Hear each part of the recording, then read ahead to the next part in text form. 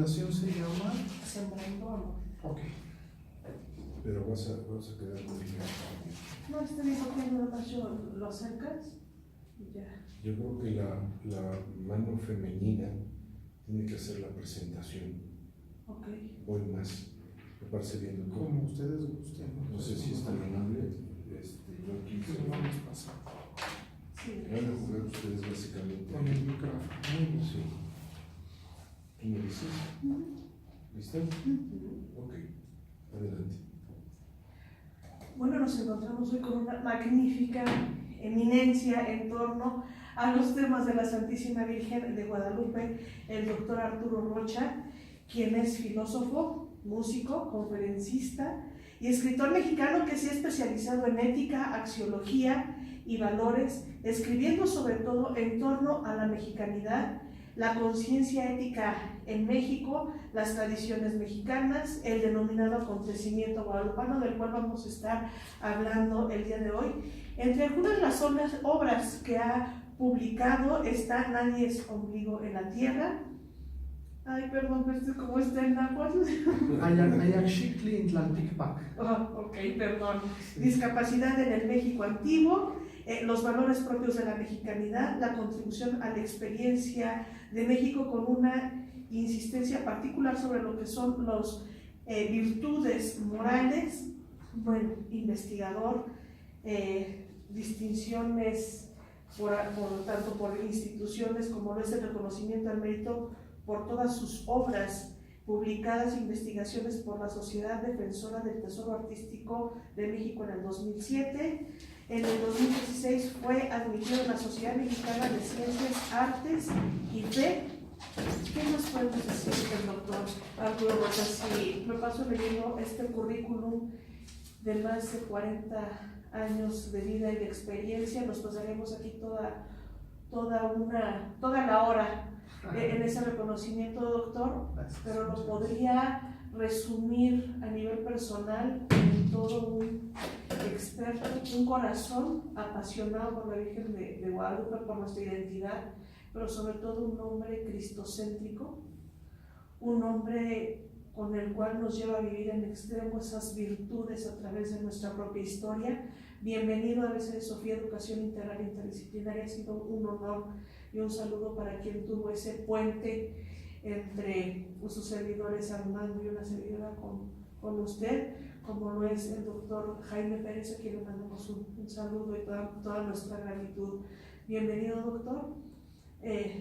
Esta es su casa en cuanto a la verdad radio también.com, que es la diócesis, la estación digital de la diócesis de Toluca. Este esfuerzo por evangelizar a través del internet al mundo entero. Y hoy estamos aquí teniendo como marco también a la Santísima Virgen de Guadalupe. Por acá de este otro lado está también nuestro amado Juan Dieguito y la reliquia primer grado de San Rafael y San Valencia, quien es el misionero que nos anda acompañando por todos lados. Doctor, de nuevo, bienvenido.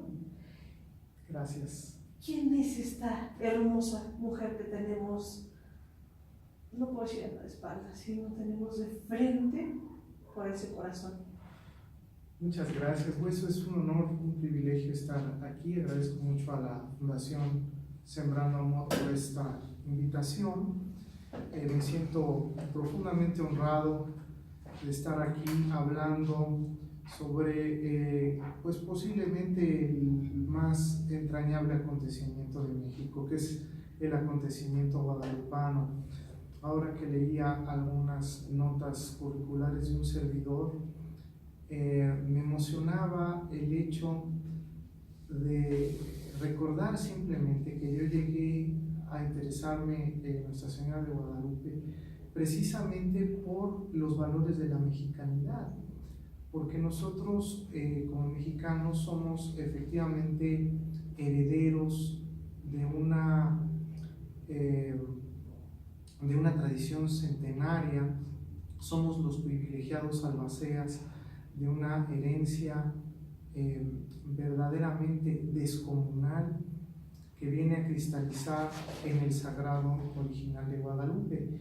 Y es un hecho y un fenómeno tan especial que puede vislumbrársele y examinársele desde muy diversos frentes, desde luego desde el ámbito de la religiosidad, desde el ámbito del catolicismo, pero a mí me interesó sobre todo como germen de identidad nacional.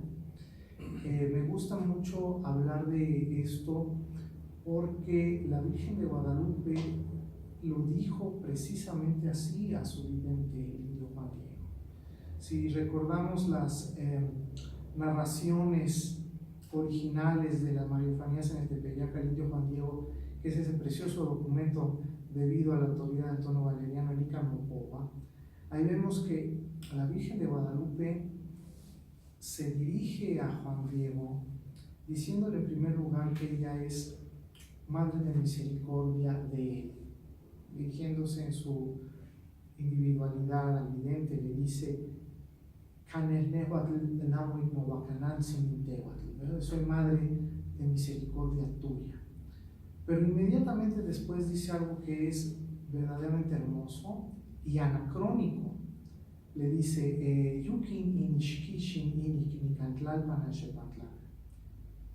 y de todos aquellos que en esta tierra viven juntos. Es decir, María en su advocación de Guadalupe primero se dirige al individuo, Juan Diego, y le dice: soy madre de misericordia tuya, pero también de todos los que aquí están en uno. Esa es la primera afirmación de mexicanidad en el discurso histórico de nuestra nación. Es algo que muy pocas veces se escucha por ahí, pero es verdad, y ha surgido del aliento, de la palabra de la Madre del verdaderísimo Dios por quien se vive, que vino a estas tierras a semejanza de María en Caná de Guadalupe, de Galilea, a adelantar un reloj. Solo que si María en Caná adelanta el reloj de la salvación a favor del hombre con aquello de Señor, no tiene camino, María, pero en su advocación de Guadalupe de México, adelanta el reloj de la evangelización americana. Así que, resumiendo lo que usted me pregunta, yo me interesé en Guadalupe por ser germen de identidad mexicana y también por ser un catalizador y un acelerador de la obra evangelizadora y misionera en estas tierras de México. Mi gratitud, nuestra gratitud, querido doctor. Quiero dar un pequeño paso antes de esta maravillosa explicación. Surge Arturo Rocha. Nace Arturo Rocha en el amor a la guadalupana, a María de Guadalupe, a la reina.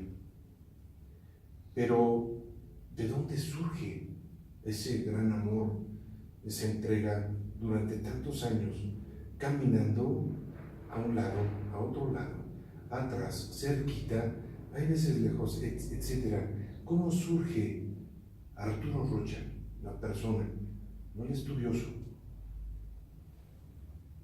Muchas gracias, Armando, por esta pregunta que también es para mí entrañable, porque yo no me habría aproximado a María de Guadalupe, sino es merced a una persona que hace un año nos abandonó, el más insigne guadalupanista que quizá ha existido en el mundo, debo decirlo así, más que el mismo padre Garibay, más quizá que el mismo padre Mario Rojas, que es Monseñor José Luis Guerrero Rosado, quien fue a la postre canónigo de la Basílica. Él prologó uno de mis primeros libros, un libro precisamente dedicado a los valores de la mexicanidad en el mundo náhuatl, un libro sobre virtudes de la mexicanidad entre los mexica. Cuando el libro se terminó y se publicó por la Fundación México Unido en sus valores culturales, surgió el interés de escribir un prólogo, y yo no sabía a quién pedírselo. Yo lo pediría al doctor Miguel Portilla, lo pediré a quién sabe. Y encontrando un libro de Monseñor Guerrero, me di cuenta de que había una cita de Fray Juan Bautista Pomar de la relación de Texcoco de 1582, que cito de memoria y dice, aunque habla de los antiguos mexicanos, dice, aunque tenían muchos dioses, cuando se ofrecía tratar, no los llamaban en particular a cada uno, sino que decían en su lengua Intlojkenahuaque, que quiere decir el Señor el cerca y el junto, el Señor del cielo y de la tierra. Y esto no nomás los prudentes y discretos, sino que aún la gente común lo decía así. Esa es una frase importantísima que refrenda lo que ahora se denomina el monismo teológico del México antiguo. Bueno, cuando vi esa cita dije, este hombre es el que debe prologar mi libro. Así es. Y con ese afán fui a conocerlo. Lo busqué en el seminario, me recibió, se quedó con mi libro, lo tuvo 1 semana, 2 semanas, 4 semanas. Y cuando pasaron más de un mes, le hablé y le dije, ¿qué pasa? ¿No va usted a obsequiarme su prólogo? Me dijo, es que no lo acabo de leer, que él hablaba así, es que no lo acabo de leer, dame por favor 2 semanas más, te lo entrego. Y dije, de seguro es una persona que ha perdido el interés. Sin embargo, 2 semanas después me llamó, me dijo si podía yo ir al seminario. Yo vivía en ese tiempo en Tlalpan, el seminario mayor está en Tlalpan, en la Ciudad de México. Me fui a ver y me entregó mi libro y una carta de 14 folios, 2 de los cuales eran el prólogo y los otros eran 12 páginas de comentarios, de anotaciones, muy encomiásticos sobre mi obra. Y es algo que a mí en realidad me señaló en ese momento, porque había tenido a mi primer lector en una persona de esta inteligencia, de este sabiduría, de este conocimiento, Monseñor José Luis Guerrero Rosado.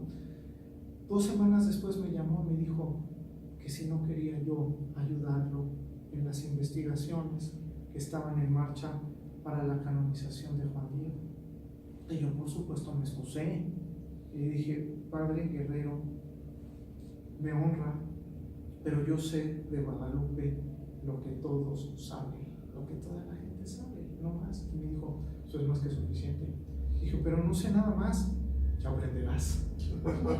Me dijo, ya aprenderás.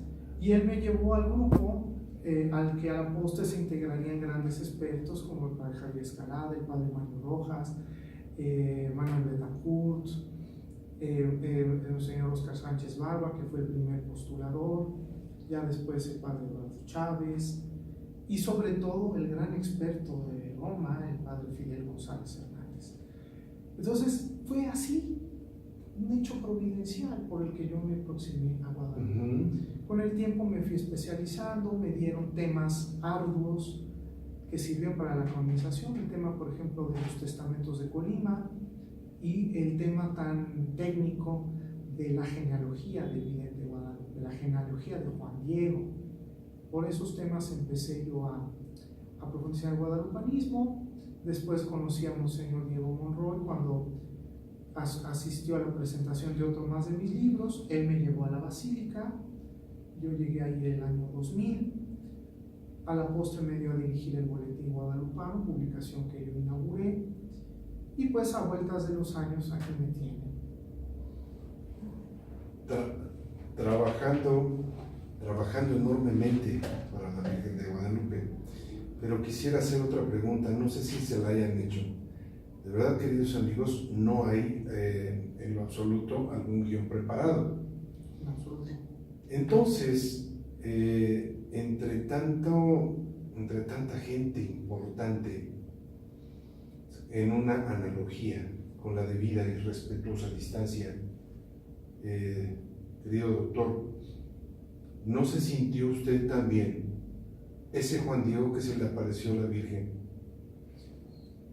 Pues sí, justamente así me sentí y así me siento. Yo le dije al padre Guerrero que pues yo no sabía nada de eso.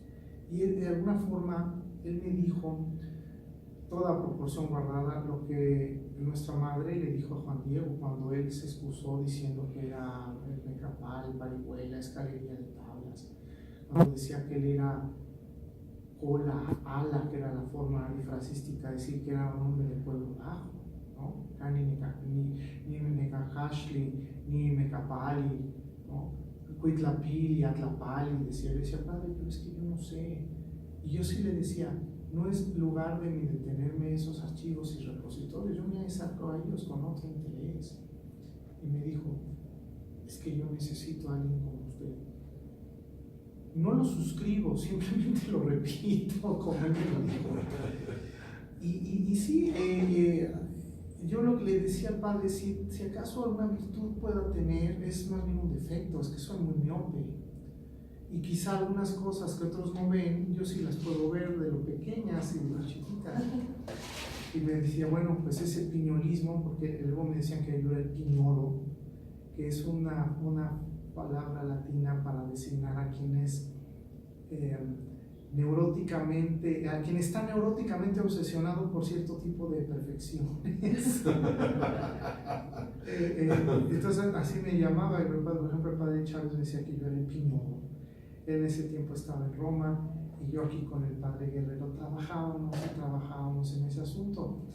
Andando el tiempo, el padre Guerrero prologó todos mis libros guadalupanos, particularmente la Monumenta Guadalupensia Mexicana, que es una colección facsimilar de documentos guadalupanos del siglo XVI, que ha sido muy, muy bien recibida, gracias a Dios, y concretamente la Llave de Guadalupe, que aquí tenemos, que es un recorrido iconográfico, o más bien una hermenéutica simbólica del contenido parenético del Sagrado Original de Guadalupe. Todos estos libros los ha prologado Monseñor Guerrero, a quien infortunadamente hemos perdido en octubre del año pasado. O sea que valió el tiempo de esperar esas 2 semanas y estar esperando esa llamada tan anhelada para el prólogo sirvió. Estamos en una época de Adviento.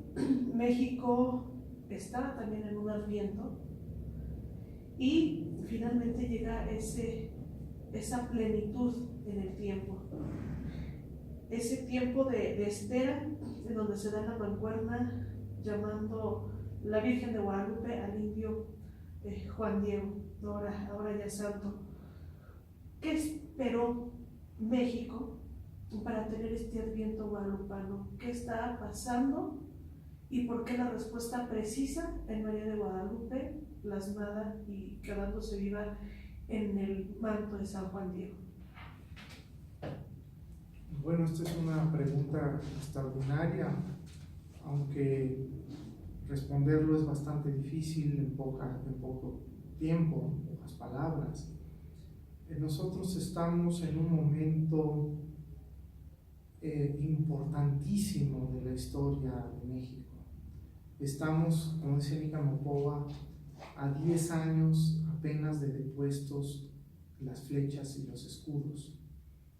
O sea, a 10 años apenas de terminada la guerra de conquista. Pero esa es solamente una conquista, la conquista de sangre y de fuego, la conquista de la lujuria del oro, la conquista de la supremacía y de la voluntad de poder de los extranjeros que cruzan el océano y llegan aquí a avasallar.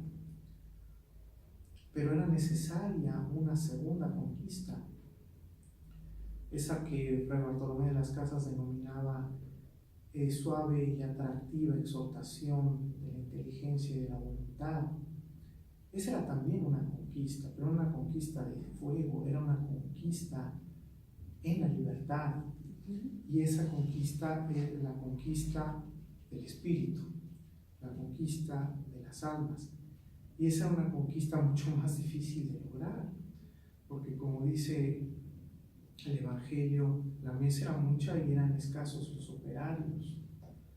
No solo escasos en números, sino escasos en elementos, en recursos lingüísticos.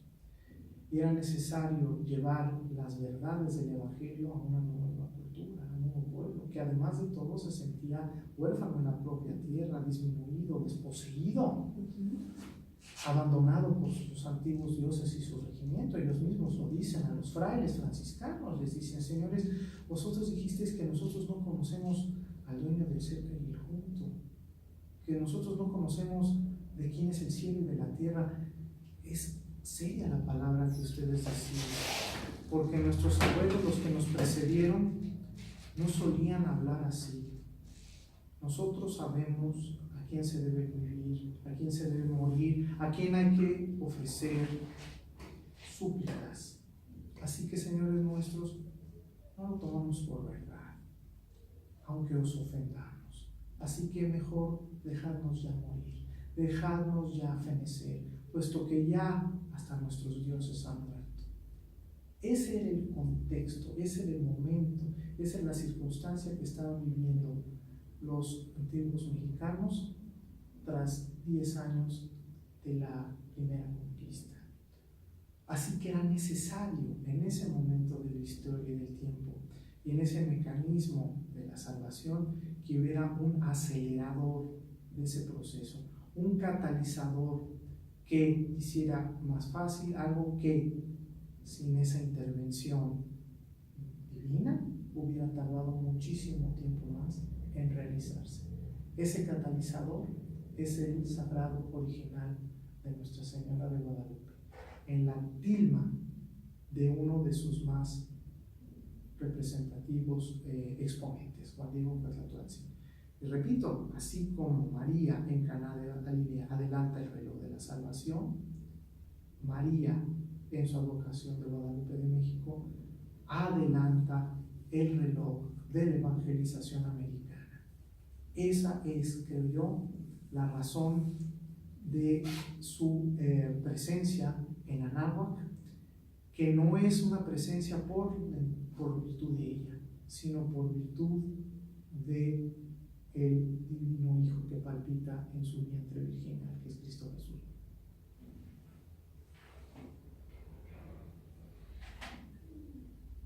No hay una aparición guadalupana sin un medio, sin ese mensajero, sin ese Juan Diego. Una mancuerna por excelencia, laico y la parte divina. María cristocéntrica. ¿Cómo sabemos o cómo reconocieron que venía Cristo a darle la plenitud a la religiosidad que un pueblo como el nuestro pues tenía también en un alto grado de práctica? ¿Cómo reconocen que es ya el verdadero Dios por quien se vive? Bueno, esta es una magnífica pregunta también, porque si nosotros vamos con ojos eminentemente filológicos, por ejemplo, a Nícano Poma, resulta que no es tan cristocéntrico como a veces se nos presenta, porque en realidad lo que la Virgen pide es un templo para entregar ahí todo su amor. La versión castellana del Padre Rojas como que apura un poco esta cristología y dice un lugar donde entregarlo a Él, dice, ¿no? Es todo mi amor a su Hijo. Pero el náhuatl no dice precisamente eso. Ella dice: entregaré todo mi amor a la gente, a las personas. Entonces, ¿dónde está realmente ese fundamental elemento cristológico y cristocéntrico? Está en el ayate, está en la tilma de Juan Diego, está en el sagrado original de Guadalupe, porque precisamente en el centro de la tónica reconocemos lo que muy cariñosa y domésticamente llamamos la flor de 4 pétalos, que no es ninguna flor, es más bien un signo calendárico, una fecha, Nahuioli, que quiere decir 4 movimiento, que no es sino una fecha de dignidad solar relacionada con el solsticio de invierno y por ende con la divinidad suprema del México antiguo. Ahora digo divinidad suprema, y esto es muy importante porque nos lo enseñan mal en las escuelas. Los antiguos mexicanos no eran politeístas, tampoco eran monoteístas a secas. Era como un término medio analógico entre estos dos extremos. Es lo que se llama técnicamente el monismo teológico del México antiguo, es decir, la creencia en un solo Dios, aunque con diversos atributos o aspectos que serían los diversos números. Pero como he dicho en la cita de Pomar que recuperé hace un momento, sí, en realidad el México antiguo creía en un solo Dios que llamaba con estos atributos: Itlogenahuaque, Ipalnemohuaque, el dador de la vida, ¿no? O Moyocoyatzin, el inventor de las personas, o Nilhuicahue, Tlalticpaque, o sea, el dueño del cielo y de la tierra. Bueno, todos estos atributos teológicos estaban prefigurados y representados en este pequeño simbolito o cuicunce que palpita ahí en el centro de la túnica de María, justamente debajo de un moño que subraya su preñez. Ahí lo tenemos. Quisiera que nos los marcara. Quizá a lo mejor sea de alguna suerte también un poco incisiva de mi parte, pero lo tenemos justo ahí. Aquí, en el centro de la gravidez de la representada, y justamente debajo de un moño o listón que en el México antiguo las mujeres que estaban encintas solían anudar precisamente para destacar y caracterizar el embarazo. Ahí vemos este símbolo, esta fecha calendárica Nahu y Olin, que no es nada distinto que decir que la que está ahí representada es una mujer que está embarazada de Dios. Ahora, este símbolo elocuentísimo e importantísimo del Sagrado Original no se entiende del todo sin otros dos elementos previos. En primer lugar, el cabello suelto de la representada, que es una forma que al indiano contemplador sobre todo le indica que es una doncella, es Ishposhli. Ishposhli quiere decir que es doncella, pero es una doncella que está embarazada. No solo eso se percibe por este ligero abultamiento, sino por el nudo, el cinto anudado justamente encima de este abultamiento de gravidez. De modo que en estos dos símbolos ya constatamos una paradoja. La representada es una virgen, pero es una virgen que está encinta. Pero es una virgen que está encinta y que en el seno de esa preñez lleva nada menos que a Dios mismo. Eso se dice con este discurso, con esta elaboración argumentativa. Un indígena en el siglo XVI lo comprendía eficazmente a un golpe de vista. Ciertamente el indígena es un contemplador especialísimo del Sagrado Original, pero no es el único destinatario. Un español que veía esto, como nos consta que muchos españoles la vieron, por ejemplo, los testimonios del pirata Miles Phillips, que hablan de los españoles que entraban a la segunda ermita de Montúfar y se prosternaban ahí en reverencia a la Virgen de Guadalupe. Un español que veía esto, pues veía una inmaculada, ¿no? Una mujer amicta sole et luna superibus eius, ¿no? Una mujer ceñida del sol con la luna bajo sus pies, porque también tenía Guadalupe al español como destinatario. No era su lenguaje. No era de su lenguaje, pero para aquellos que no veían aquí, ni siquiera sabían que era propiamente una virgen la Apocalipsis de San Juan, había otros elementos adicionales, de modo que un indígena contemplador que veía a esta mujer que lleva a Dios en el seno y la ve rodeada del sol, comprende que hay algo de divina prestancia en todo lo que ella representa. Si un bien un español veía a esta mujer posada sobre la luna, ese es un símbolo más de la Virgen apocalíptica.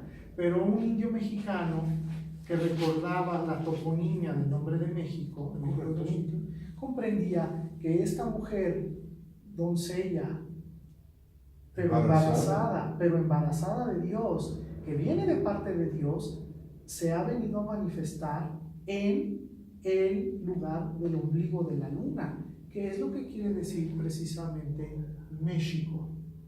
México es un acróstico de Mezcli, Xictlicó, que es lo que un indígena puede bien reconocer allí. Ella está parada en el ombligo de la luna, en el corazón de México. ¿Qué ¿qué es el ombligo de la luna? Alguien podría preguntar. La luna no tiene ombligo. No es que la luna tenga un ombligo. La luna misma es un ombligo luminoso en el imperturbable vientre líquido y acuoso del lago de Texcoco. Ya. Es una metáfora, es flor y canto para los indígenas recipiendarios de este mensaje. No los únicos, pero sí los más importantes. ¿Cuánta importancia juega el lenguaje, no nada más hablado, sino visual? Entonces es muy fácil entender ahora cuántas cosas tiene ahí plasmada la Virgen, en donde para aquel entonces el indio era fácilmente interpretar, era su propio lenguaje, pero además no nada más, como decía usted, no nada más era el propio lenguaje, sino también estaba él sintiendo algo sumamente especial. Pero no quiero entrar en detalles yo, sino vamos a exprimir ahora todos los conocimientos del doctor. ¿Qué otros símbolos tenemos ahí?